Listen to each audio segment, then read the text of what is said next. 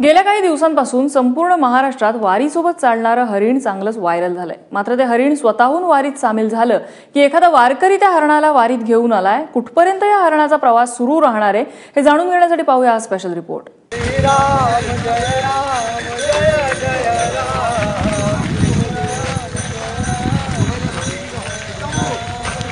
Social मीडियावर सध्या या व्हिडिओने धुमाकूळ घातलाय।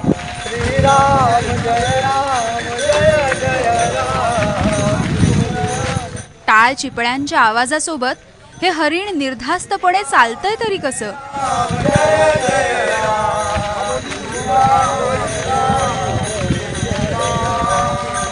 ना कुणी पाळलेलं ना कुणी जबरदस्तीने आणलेलं, मग त्याच्या येण्यामागचं नेमकं कारण तरी काय?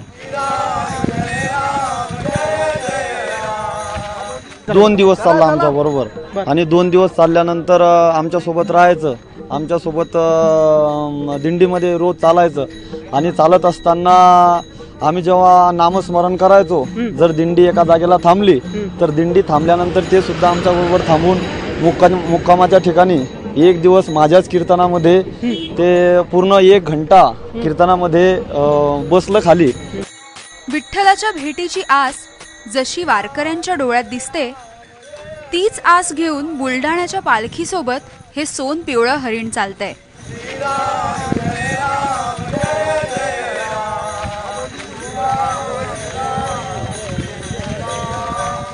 समूहम सर्वभूतेषु नमे द्वेषेस्ति प्रिया। मी जर सर्वांच्याच हृदयात आहे तर मग त्या हरणाचा का असू नये? ते चालेल कसं, बोलेल कसं, ऐकेल कसं? हे सगळी त्याच्या शक्तीचा प्रभाव आहे, आत्मशक्तीचा प्रभाव आहे। म्हणून आनंद होता तो आत्मिक की हे प्राणी मात्र सुद्धा।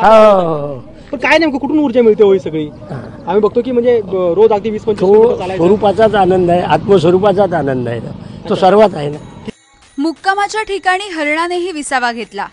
कीर्तनाच्या तालात ते सुद्धा तल्लीन झालं। एकूणच वारकऱ्यांच्या दिनक्रमासारखाच हरणाचाही दिनक्रम तयार झाला।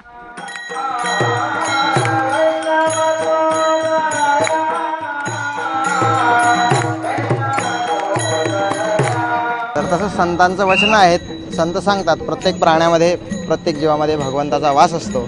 त्याचप्रमाणे ते आता प्रत्यक्षात आपल्याला दिसून आलं की ज्या अर्थी हरिण आपल्यासोबत चालतंय त्या अर्थी खरोखरच त्याच्यामध्ये भगवंताचा वास आहे आणि ती पूर्वजन्माची काहीतरी तिचं राहिलेलं एक कर्म असेल किंवा पुण्य असेल, म्हणूनच ती महाराजांच्या पालखीसोबत 2 दिवस चालली।